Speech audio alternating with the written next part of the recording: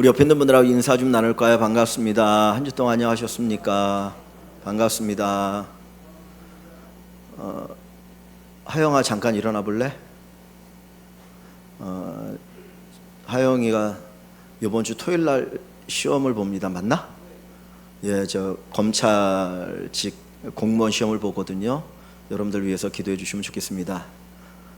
대신에 요 앞으로 와. 우리 장로님 뒤로. 그 다음에 찬이. 예, 저희도 목사님 하던데 너도 여기 장로님 뒤에 앉아. 저 뒷자리는 진짜 안 좋은 자리입니다. 근데 앞에 딱 서서 목사가 보면 거기는 정확하게 보여요. 아무리 커도 구석댕이는 잘 보입니다. 근데 구석 자리에는 앉는 게 안 좋더라고요. 늦은 밤에 한 중년 신사가 술에 취해서 비틀비틀 거리다가 이제 볼일을 보기 위해서 전봇대 앞에 섰습니다. 근데 너무너무 술에 취해가지고 만취돼 가서 비틀비틀 거리니까 볼일을 볼 수가 없는 거예요. 근데 지나가다 한 젊은 청년이 그것을 보고 그 만취한 중년 신사에게 다가갔습니다. 제가 좀 도와드릴까요? 그랬더니 그 중년 신사가 이야기합니다. 나는 괜찮아. 저 흔들리는 전봇대 좀 잡아줘. 자기가 중심을 잃어버리니까 내가 흔들리는 게 아니고 전봇대가 흔들리는 것처럼 보입니다. 우리가 믿음의 중심이 흔들려 버리면 세상이 흔들리는 것처럼, 때로는 세상이 나를 공격하는 것처럼 보일 수가 있습니다.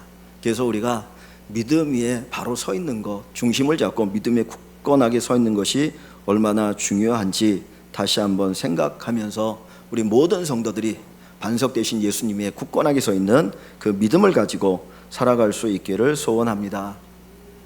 하나님은 질서의 하나님이십니다. 하나님 세상을 창조하실 때 세상 속에 질서를 만드셨죠. 봄이 가면 여름이 오고, 여름이 가면 가을이 오고, 가을이 가면 겨울이 오고, 하루하루 모든 것들이 질서 속에 움직이게 되어 있습니다. 사람들이 보편 지식을 가지고 상식을 갖고 있다는 것은 바로 세상에 질서가 있기 때문입니다. 이 세상이 이렇게 살만한 세상이 될 수 있는 것은 상식이 있기 때문이죠. 상식이 무너져 버리면 아마 엄청난 다툼이 있으리라 생각을 합니다. 사실 세상이 갈수록 점점 상식이 무너져 버리고 편파적인 지식을 가지고 자기 주장이 옳다라고 생각하는 일들이 많아지기 때문에 더 갈등이 일어나는 것 같습니다. 그래서 하나님께서는 상식 속에서 질서 가운데 이 세상을 이끌어 가십니다. 우리가 정석이란 말을 씁니다. 바둑의 정석, 수학의 정석, 정석이라는 말이 뭡니까? 어떤 사물을 처리함에 있어서 어떤 길이 있다는 거죠. 그것이 그 문제를 해결하거나 어떤 것들에 도달하기 위해서 가장 좋은 방식이기 때문에 정석이라는 말을 쓰게 됩니다. 그래서 모든 면에 있어서 어떤 정석 같은 상식적인 그런 어떤 지식이 있습니다. 군사에 있어서도 마찬가지일 수 있습니다. 근데 오늘 본문에 보면 하나님께서 출애굽한 이스라엘 백성들을 인도하시는데 어디로 인도하시는가? 바닷가로 인도하여 주십니다. 여기 2절 말씀을 보시면 이스라엘 자손에게 명령하여 돌이켜 바다와 믹돌 사이에 비하히롯 앞 곧 바알스본 맞은편 바닷가에 장막을 치게 하라. 이스라엘 백성들이 애굽에서 400년 동안 살다가 노예로 전락하고 10가지의 재앙으로 인하여서 바로가 두 손 들고 결국은 해방시켜 주시죠. 야, 너희 나가라. 너희 마음대로 나가라. 그래서 이제 해방되어서 가나안 땅을 향해 갑니다. 창세기 15장에 보면 400년 전에 하나님께서 아브라함에게 약속하셨어요. 내가 너로의 후손을 큰 민족을 이루게 할 것이다. 그런데 이방에 객이 되어서 거기서 고난을 당하다가 해방되어 다시 이 땅에 오게 할 거야 라는 약속을 주셨고, 그 약속을 이루기 위해서 애굽에 내려간 지 400년이 되었을 때 모세를 보내셔서 이스라엘 백성들을 구원하십니다. 모세가 바로에게 이야기하죠. 내 백성을 보내라. 하나님께 제사 드릴 거다. 근데 바로가 보내지 않습니다. 무슨 소리 하는 거냐? 야, 이 200만이 넘는 이 이스라엘 민족이 우리에게 얼마나 큰 노동력인데 우리 포기할 수 없다. 그리고는 내보내주지 않아요. 그래서 이제 재앙을 내리는데 한 가지, 두 가지, 세 가지 그 재앙을 내림에도 끄떡하지 않고 내보내지 않습니다. 마지막 10번째 장자가 죽는 재앙 앞에 결국 바로가 두 손을 들게 되고, 애굽의 사람들이 저 이스라엘 백성들이 우리 땅에 있으면 우리가 죽겠다. 그래서 결국은 내보내는데 동의하고 쫓아보냅니다. 그때 이스라엘 백성들이 금은 폐모를 얻어서 나오게 되어지죠. 그들이 가야 될 곳은 어디입니까? 하나님이 약속하신 땅, 그 가나안 땅입니다. 가나안 땅을 향해 가는데 이 바로가 기쁜 마음으로 내보낸 것이 아니고 할 수 없이 내보냈기 때문에 언제든지 바로는 이스라엘 백성들을 다시 잡아들이려고 하는 마음을 가지고 있습니다. 그러니까 이스라엘 백성들은 한순간도 마음을 놓아서는 되지 않는 그런 상태입니다. 어떻게 보면 전시 상황이라고 이야기할 수 있는 그런 위급한 상황일 수 있습니다. 자, 그런데 하나님이 그 이스라엘 백성들을 어디로 인도하셔요? 14장 2절 아까 말씀했던 것처럼 맨 끝부분에 보면 바닷가에 진을 쳤다, 바닷가에 장막을 쳤다라고 이야기합니다. 여러분, 바닷가라고 하는 것 앞에는 바다이기 때문에 더 이상 나갈 수가 없어요. 더 이상 나갈 수가 없어요. 그런데 하나님이 이스라엘 백성을 바닷가로 인도하셨다는 겁니다. 근데 3절 말씀을 보세요. 3절에 보시면 바로가 이스라엘 자손에 대하여 말하기를 그들이 그 땅에서 멀리 떠나 광야에 갇힌 바 되었다 하리라. 지금 바로가 이스라엘 백성들이 바닷가에 진을 친 이야기를 듣고 뭐라고 말합니까? 광야에 갇혔다, 도간에 든 쥐다 라고 이야기합니다. 일반적인 애굽의 왕이 딱 봐도 저건 뭔가 잘못됐구나, 행로가 잘못돼서, 방향이 잘못돼서 이 생각을 하거든요. 그런데 하나님이 모르시겠습니까? 여러분, 전쟁을 할 때는요, 퇴로가 있는 곳에서 전쟁을 해야 됩니다. 내가 전쟁을 할 때에 퇴로가 없는 곳에서 전쟁을 하면 이기면 다행이지만 질 때는 완전히 몰살을 당하거든요. 그래서 상대방이 그 반대 적군을 몰아넣을 때 어디로 몰아넣어요? 퇴로가 없는 곳으로 몰아넣어가지고 완전히 몰살시키거든요. 그런데 굳이 이스라엘 백성들이 왜 퇴로가 없는 이 바닷가에 진을 치도록 하나님이 하시는 겁니까? 이거 완전히 자칫 잘못하면 애굽의 군대에 의하여 몰살을 당할 수 있는 위기 상황으로 하나님이 몰아가시는 거예요. 그래서 뒷부분에 보면 이 6절에 보면 바로가 그 상황을 알고 그 이야기를 듣고 바로가 이제 군대를 보내는데 바로가 그의 병거를 갖추고 그의 백성을 데리고 갈새 선발된 병거 600대와 이거는 아주 특별한 특수 전차를 얘기합니다. 특수 전차 600대와 애굽의 모든 병거를 동원하니 지휘관들이 다 거느렸더라. 애굽의 모든 군대를 거느리고 마차를 타고 전차를 타고 이제 이스라엘 백성을 다시 잡아들이기 위해서 그 바닷가까지 오는 거예요. 그러니 이스라엘 백성들이 얼마나 큰 위기입니까? 이 사람들은 아무런 생각 없이 가고 있는 거예요. 모세가 인도하니까, 하나님이 인도하니까 따라가는 겁니다. 지금 이스라엘 백성들이 애굽에서 나왔을 때 하나님이 그들을 인도하는 징표가 무엇이에요? 하늘에 구름 기둥이에요. 그 구름 기둥으로 하나님이 인도하시거든요. 그러니까 그 구름 기둥만 따라가면 되는데 그 구름 기둥이 쭉 데리고 간 것이 어디냐? 바로 바닷가였던 거예요. 그러니까 이스라엘 백성들은 그냥 길을 모르기 때문에 한 번도 가보지 않은 길이니까 하나님이 인도하시니까 우리 이 길로 가면 우리가 원하는 약속의 땅 가나안에 들어갈 수 있을 거야. 그리고 거기까지 갔는데 거기가 바닷가였던 것이죠. 처음에는 몰랐어요. 그런데 바로가 애굽의 군대를 이끌고 뒤쫓아오고 먼지가 날리면서 그리고 바차 소리가 막 들리기 시작하니까 그때 정신이 바짝 든 겁니다. 야, 우리가 어디 온 거야? 우리가 어디 온 거야? 이거 죽는 거 아니냐? 두려워 떨기 시작합니다. 그러면서 모세를 향해 원망합니다. 애굽에 매장지가 없어서 우리를 이 바다에 빠뜨려 죽게 하려고 하느냐? 아예 우리가 죽는 것보다 애굽에서 노예를 사는 것이 우리에게 더 낫겠다라고 하나님을 원망하기 시작하고 모세를 원망합니다. 여러분, 애굽에서 나온 이스라엘 백성들이 몇 명입니까? 200만이 넘는 사람들이에요. 거기는 어른들만 있는 게 아니고 여자들도 있고 아이들도 있습니다. 이게 도망갈 수 있습니까? 도망 못 가죠. 마차가 쫓아오는데 어떻게 도망갑니까? 그러니까 다 죽을 수 있는 위기 가운데 처하게 되어진 거예요. 왜 하나님께서 이스라엘 백성들을 이 위기 속으로 몰아 넣으십니까?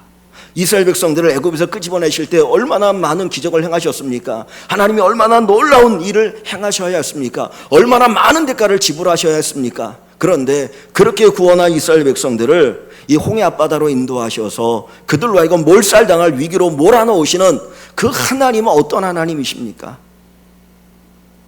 우리가 예수를 믿으면 구원을 받는다, 복을 받는다 라고 이야기를 듣고 예수를 믿었습니다. 나름대로 예수를 신실하게 잘 믿습니다. 예배도 잘 드리고요. 나름대로 하나님이 기뻐하는 일을 한다고 합니다. 하나님이 인도하신 대로 살아왔습니다. 그런데 어느 순간에 생각지 않은 어려움이 다가옵니다. 물질의 어려움, 건강의 어려움, 관계의 어려움, 사업의 어려움, 이것저것 어려움이 다가올 때 우리는 어떤 생각을 합니까? 내가 만약에 죄를 짓고 사기를 치고 다른 사람을 해해서 어려움을 당하면 이건 내 죄가야, 그렇게 받아들일 수 있어요. 사실 그것도 받아들이기가 쉽지 않거든요. 그런데 나는 그렇게 살지 않았고 하나님이 인도하시는 대로, 하나님이 원하시는 대로 살았는데 생각지 않게 큰 어려움을 당할 때 우리 안에 하나님에 대한 원망이 일어나지 않을까요? 불평이 일어나지 않을까요? 하나님 왜 나에게 이런 고난을 주시는 겁니까? 도대체 하나님 나와 무슨 원한이 있으셔서, 나에게 무슨 억하심정이 있으셔서 하나님 나에게 이런 어려움을 주시는 것입니까? 그런 원망과 불평이 일어나지 않을까요? 오늘 본문 여기 다시 2절을 보시면 이런 말씀이 있어요. 2절에 보면 이스라엘 자손에게 명령하여 돌이켜 이렇게 해서 바닷가에 장막을 치게 하라 그랬어요. 돌이켜라는 단어가 중요합니다. 돌이키라는 단어가 영어로 보면 턴백이에요. 턴백. 오동길을 돌아서 반대로 가는 거예요. 우리 집사님, 며느님이 이제 부천에서 우리 부모님하고 예배를 드리기 위해서 오시는데, 부천에서 서울로 와야 되는데 목적지가 서울이에요. 근데 오고 있는데 하나님이 야 반대로 가 갖고 저 월미도로 가게 하시는 거예요. 아니 분명히 내 목적지는 여기 서울인데요. 아니야 월미도로 가. 뭐 모르고 글로 갔어요. 갔더니 거기 바닷가예요. 그런데 그 부천에서 애굽의 군대가 막 쫓아오기 시작합니다. 소식을 듣고 야 저놈들 저기 월미도에 있대. 저 앞에 바다야. 지금 만조 때야. 잘됐다. 야 쫓아가자. 그러고 쫓아오면 어떻게 되는 거예요? 죽는 거예요. 지금 이 이스라엘 백성이 당하고 있는 상황은 바로 이런 상황입니다. 왜 하나님께서 이스라엘 백성들을 이 위기로 몰아넣는 겁니까?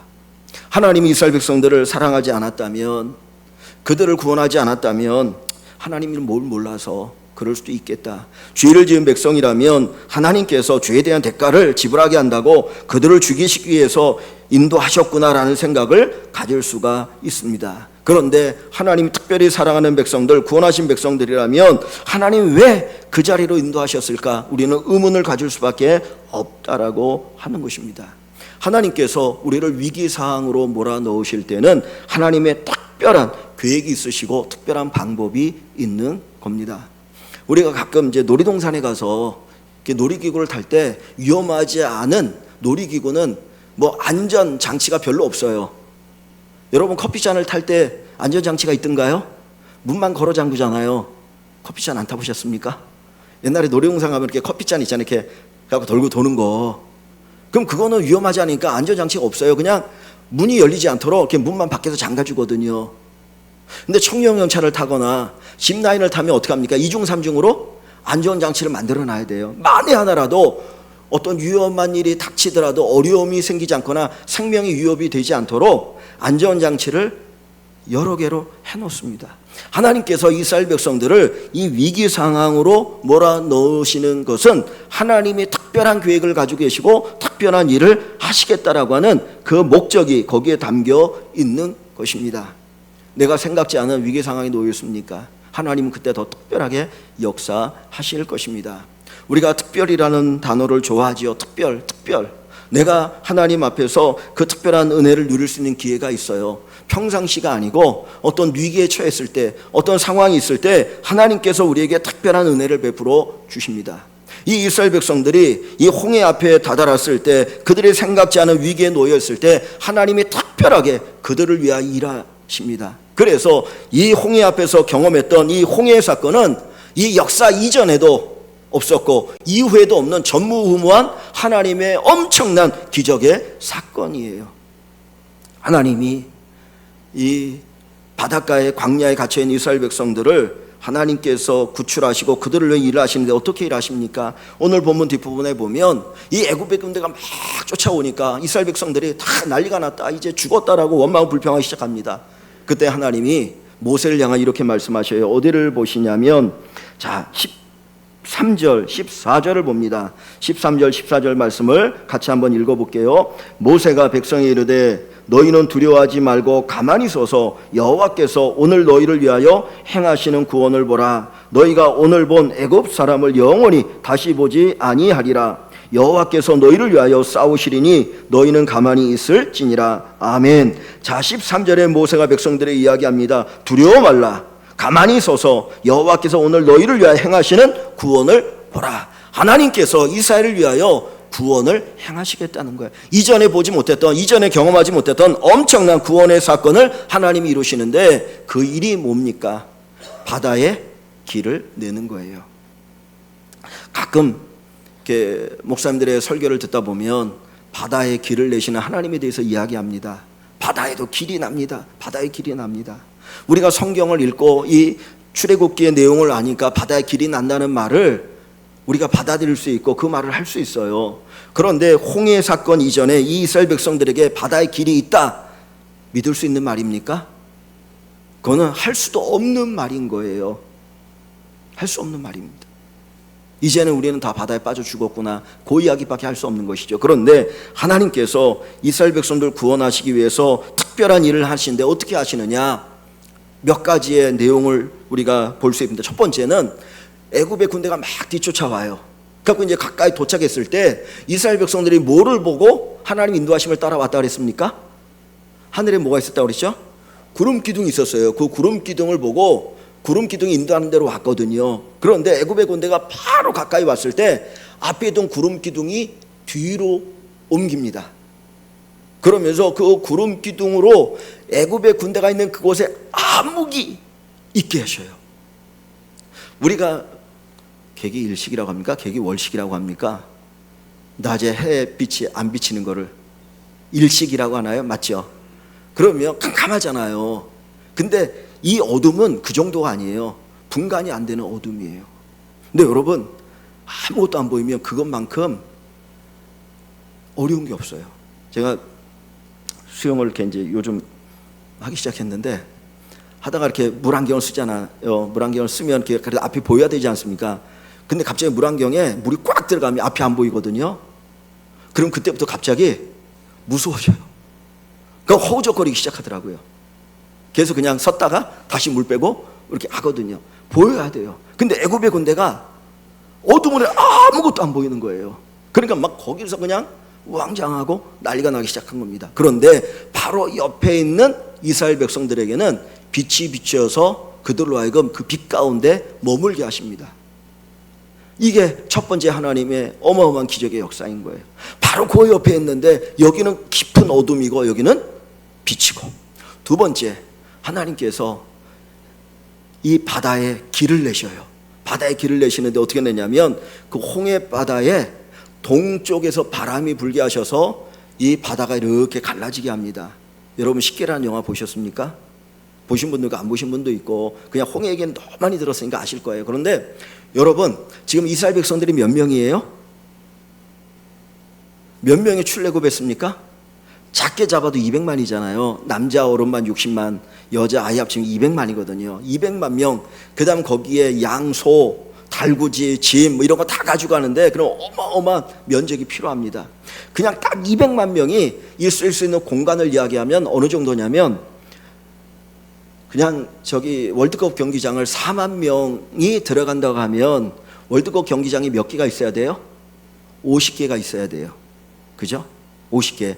월드컵 경기장 같은 면적이 50개가 있어야 200만 명이 있을 수 있어요. 그런데 거기에 소, 달구지, 소, 양, 뭐 짐승들 이것저것 다 하면 엄청난 공간이 필요합니다. 근데 그것이 가만히 있는 게 아니라 사람들이 움직여서 가려고 그러면 그 사람들이 있을 수 있는 공간의 폭이 사람들이 학자들이 생각해 보니까 적어도 3km 내지는 4km의 폭이 필요하다는 거예요. 3km, 4km.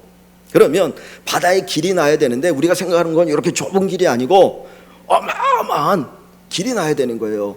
4km 정도, 잘 보이지 않을 정도로 거기에 길이 나서 가야 되거든요. 근데 이 홍해가 정확하게 어디였는지 아직도 잘 몰라요. 그래서 추정을 하는데 여기인가 저기 추정을 하는데 그 추정하는 가운데 어떤 분들이 얘기하기를 그 빅터 호수라고 홍해 위에 지금 홍해 위에 빅터 호수라고 있는데 그 호수가 아니겠는가라고 추정을 합니다. 폭이 약 한 20km가 좀 넘는 것 같아요. 그 다음 길이가 30km가 넘거든요. 그러면 그 홍해를 건넌다는 것은 20km가 넘는 길을 건너는 걸 얘기합니다. 근데 제가 보니까 여기 하나님께서 밤새 동풍이 막 불어가지고 바다가 이렇게 쫙 갈라지게 하시는 거예요. 근데 갈라지는 폭이 몇 킬로라고요? 3km? 4km 정도의 폭으로 바다가 쫙 갈라져서 그 길이 몇 킬로? 한 20km가 됩니다. 그래야 24시간 내내 새벽부터 새벽까지 걸어가야 그 홍해를 건널 수 있는 거예요. 그 길을. 그러니까 그 정도로 넓은 바다의 길을 내시는 거거든요. 근데 바람이 여러분, 우리가 물을 이렇게 놓고 훅 불어가지고 물이 이렇게 갈라지게 하려면 바람이 세야 되지 않습니까? 근데 바다에 바람이 얼마나 불어야 바다가 갈라지고 3km, 4km의 넓은 길이 될까요?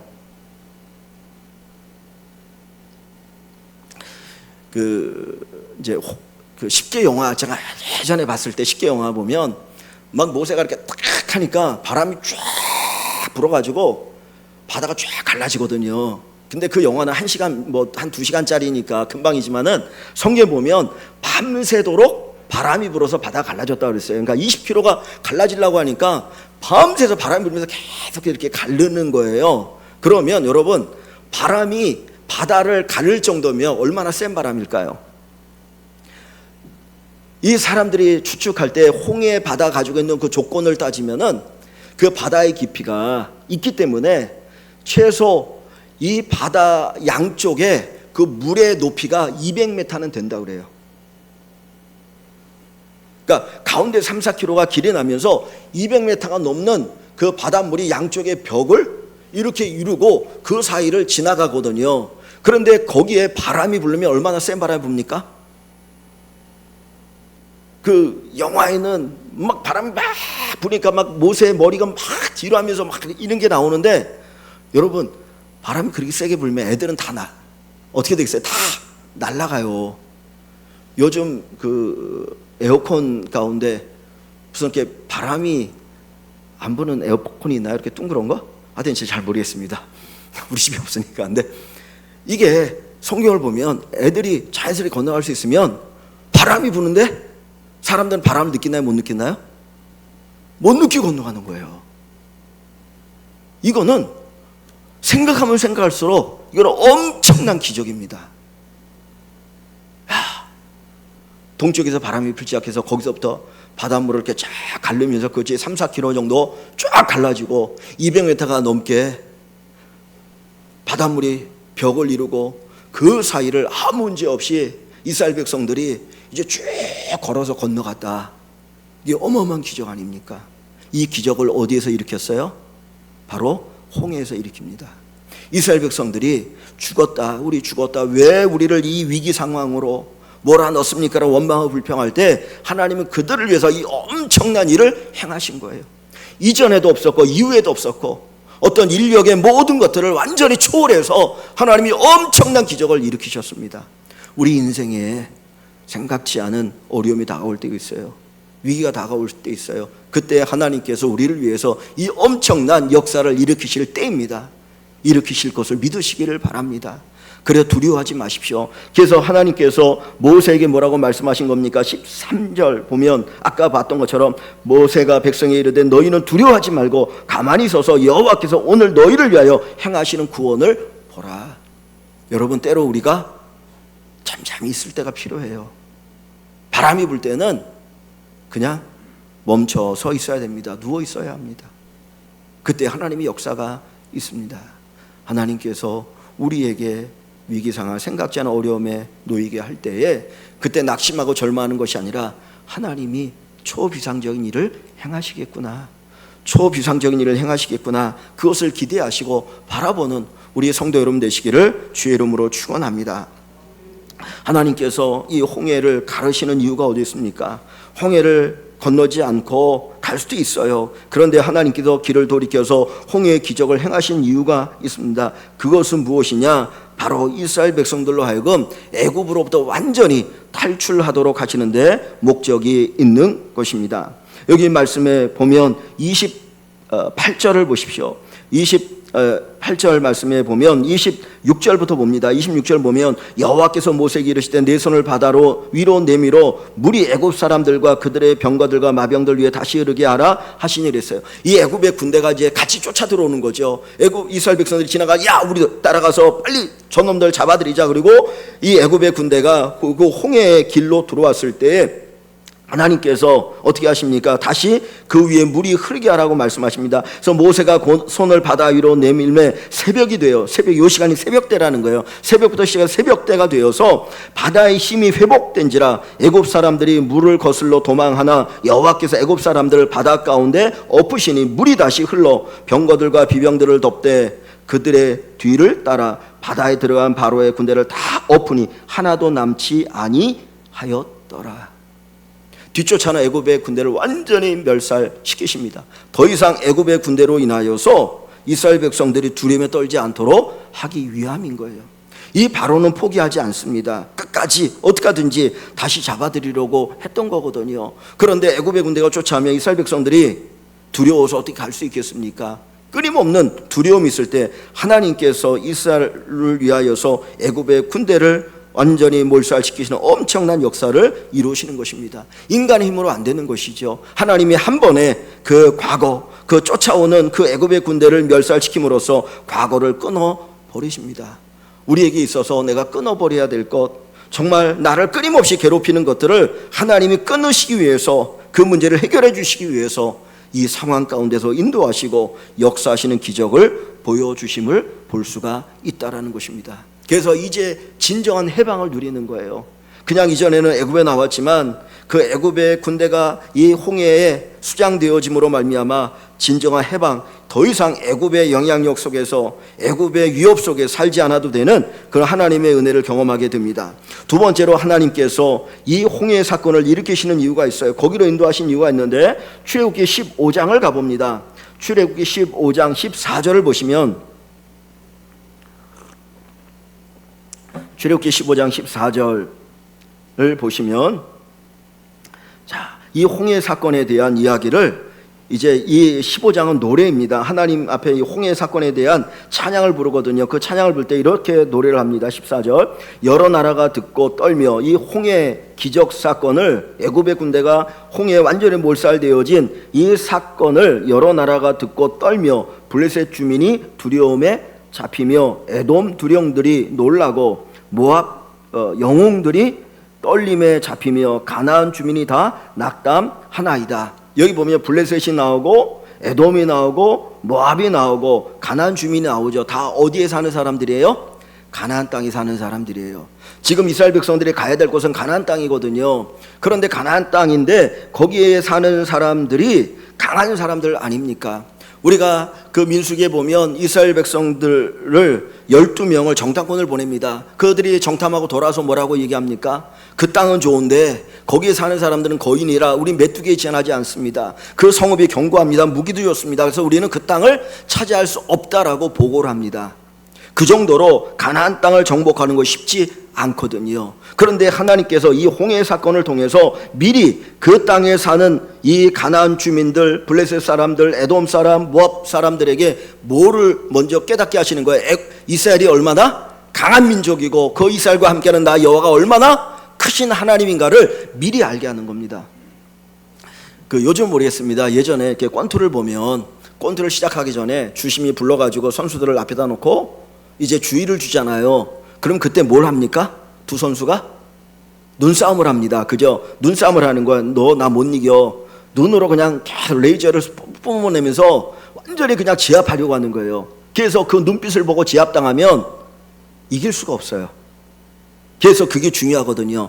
근데 하나님께서 이 홍해 사건을 통해서 미리 그 가나안 땅에 사는 사람들로 하여금 야 이스라엘 백성들 얼마나 큰 백성인 줄 알아. 그들에게 내가 함께하고 있어.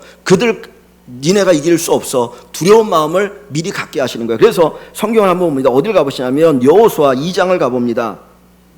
자, 여호수아 2장 8절부터 10절 말씀 한번 보겠습니다. 여기 보면 이제 모세가 죽고 40년 광야 40년의 생활을 다 마친 다음에 여호수아가 이스라엘 백성들을 데리고 가나안 땅에 들어가려고 할 때에 먼저 2명의 정탐꾼을 보내요. 여리고성을 정탐하게 하는데 그 2명의 정탐꾼이 갔을 때 그 여리고성에 기생 라합이 사는 그 주막에 하룻밤을 머물게 돼요. 그 라합을 통해서 듣는 이야기입니다. 자, 2장 8절부터 봅니다. 또 그들이 눕기 전에 잠들기 전에 기생 라합이 지붕에 올라가서 그들에게 이르되, 이 기생집이니까 이 주막집이니까 이쪽저쪽 소문을 많이 듣지 않습니까? 그죠? 그러니까 정보가 모이는 곳이에요. 그래서 일부러 이 주막집에 2 정탐꾼이 간 거거든요. 그랬는데 거기에 라합이 거기에 이야기를 합니다. 자, 9절을 봅니다. 말하되 여호와께서 이 땅을 너희에게 주신 줄을 내가 아노라.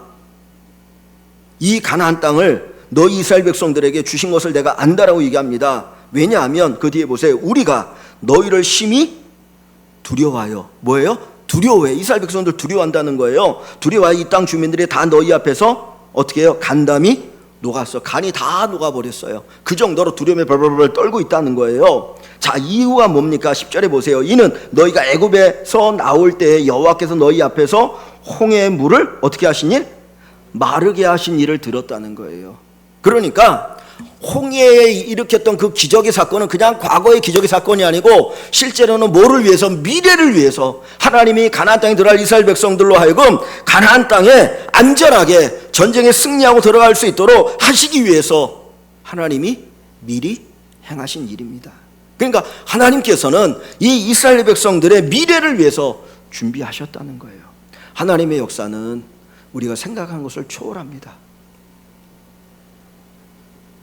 미래를 준비하신 하나님, 우리의 길을 열어주시는 그 하나님의 놀라운 능력, 은혜, 우리가 기억할 수 있기를 소망합니다. 우리가 힘들고 어려울 때 왜 하나님 나를 이 어려움의 자리에 내버려 두었습니까? 왜 여기에 내가 고난당하게 하십니까? 라고 원망하지 마시고요, 기대하십시오. 하나님이 뭔가 큰 일을 행하시겠구나. 큰 일을 행하시겠구나. 여러분, 스프링이 있습니다. 스프링에는 탄성이 있죠. 근데 그 스프링을 이렇게 꾹 눌러야 통 튀기지 않습니까? 눌러야 높이 튀어오릅니다. 하나님이 우리를 누르실 때는 우리를 높이시기 위함입니다. 하나님의 역사가 그렇게 나타날 줄 믿습니다. 이스라엘 백성들이 이 홍해의 사건을 바라볼 때에 그들에게 하나님 말씀합니다. 너희는 두려워하지 말고 가만히 서서 여호와께서 오늘 너희를 위하여 행하시는 구원을 보라. 너희를 위해 행하실 구원을 보라. 여호와께서 너희를 위하여 싸우시리니 너희는 가만히 있을지니라. 이스라엘 백성들을 사랑하시는 것보다 더 우리를 사랑하시는 하나님이십니다. 그러기에 우리가 때로는 어려운 상황에 처했을 때에 하나님 원망하는 것이 아니고 하나님을 더 바라보면 좋겠습니다. 하나님이 무슨 계획이 있을까? 무슨 뜻이 있을까? 하나님께서 나를 위해서 뭘 행하실까? 기대하시는 마음을 가지고 주님을 바라보는 저와 여러분들이 되어서 이 홍해의 기적의 역사가 여러분의 삶에, 우리의 삶에 펼쳐지는 놀라운 은혜로 풍성하게 나타날 수 있기를 주님의 이름으로 간절히 축원합니다.